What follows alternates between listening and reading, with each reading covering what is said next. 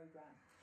Chris, you've got to admit, we've had some wonderfully charismatic birds on this series, haven't we? The little owls with their chicks, we've had the sparrowhawk and the eggs, the fantastic golden eagle up in Scotland, which we'll update you with later on. But for me, Chris, there's one missing. And it is Monty the osprey. As you know, I'm a bit of a fan. He's a gorgeous bird, isn't he? And over the years on the watches, we've been following him. Went out with an osprey once, didn't he? That's computer dating gone wrong. Totally wrong. Oh, I don't know though, he was rather gorgeous. But anyway, back to Monty the osprey. He always brings us a bit of drama, and this spring is certainly no different because he's having a little bit of trouble with the ladies.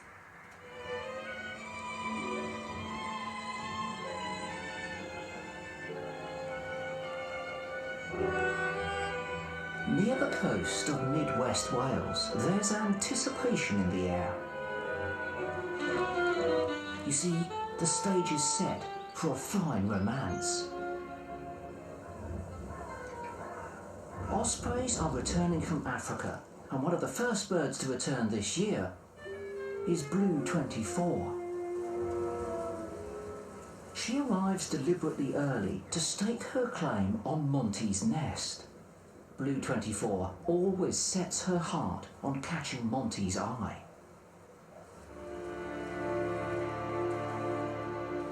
After days of waiting, it looks like her leading man is finally on his way. Yes, at lunchtime on the 3rd of April, Monty returns to his nest. And Blue 24 wastes no time in making herself available.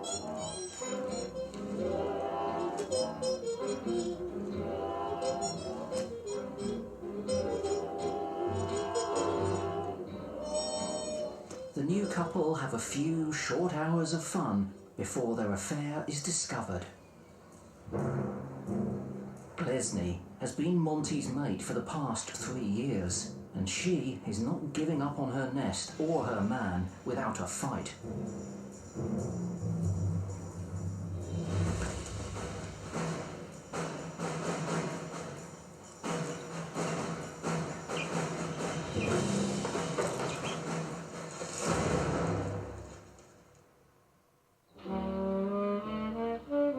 Blue 24 doesn't stand a chance and retreats to another nest platform in sight of Monty and her rival.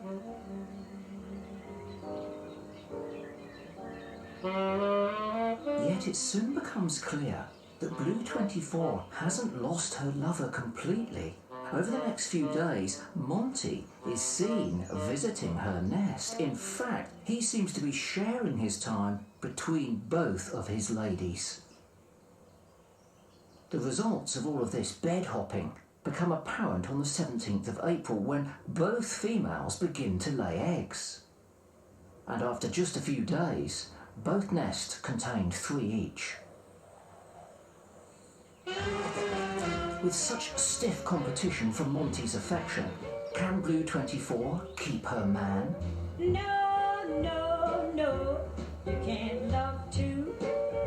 One thing's for sure, Monty's certainly going to be busy in the coming weeks. You can't love two. What is going to happen in that intriguing love triangle, we'll find out tomorrow. Now, we'll obviously, as Chris says, keep an eye on the sparrowhawk throughout the programme, just in case something else happens.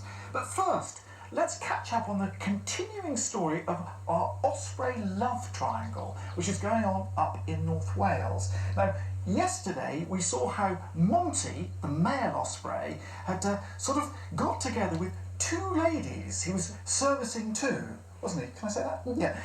And that was Glesney, who was his partner from the years before, and also a young incoming female, Blue 24. What happened next? It's mid-April in the Welsh valleys of the Diffy Estuary. Both Blue 24 and Glesney are incubating a precious clutch of 3 eggs each. Yet, Monty is losing interest in Blue 24. He stopped provisioning her with fish and she is getting hungry. No matter how much she begs, he ignores her calls, and worse, he takes the food away to her rival Glesny, who's sitting pretty on the main nest.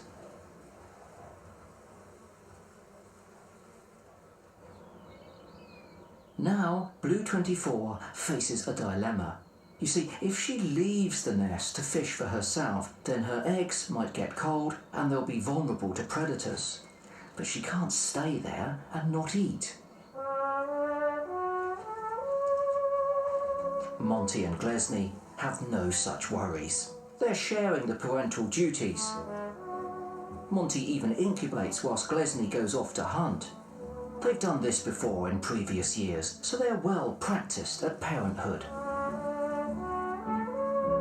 No matter what the Welsh weather throws at them, they know how to keep the eggs at a constant 36 degrees to help them survive.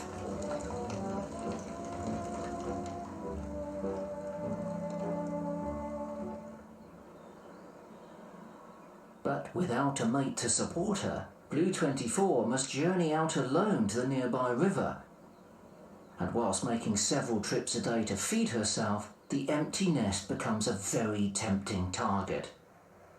And sadly, while she's away, nest monitors photograph crows taking advantage of an easy meal. For Glesny, it's a very different story. On the 24th of May, her first chick hatched.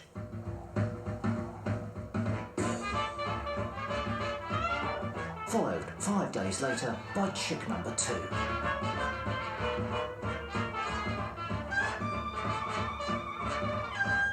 Delicately feeding them, Monty and Glesny will raise these chicks over the coming months, and there's a very good chance they could be the next fledglings of the Diffie osprey population.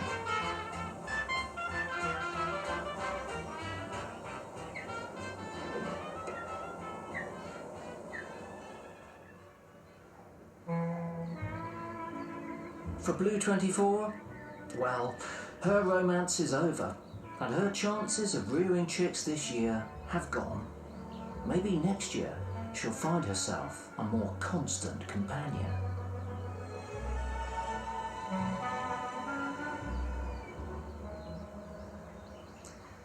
Very sad news for Blue 24, but these are long-lived birds, so she'll be back and she may get her chance next year.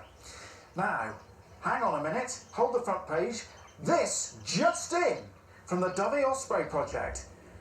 This has happened, this is on the 10th of June. Let's see how those chicks are doing. Look how they've grown.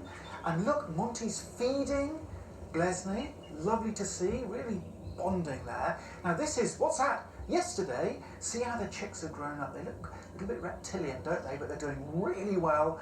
Feathers coming. And look at those talons on them. This is the osprey's prime weapon there. They're specially designed for catching fish. They've got little barbs on them that allow them to grab slippery fish. And the pin feathers, they're coming through.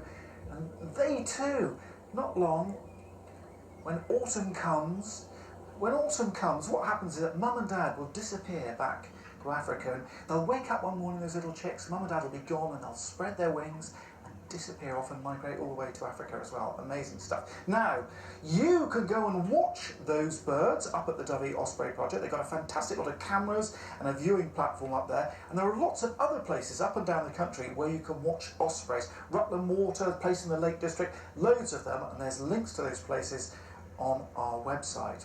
And as a matter of fact, it's been a really good year this year for ospreys. There's up to nearly 300 pairs breeding, which is fantastic.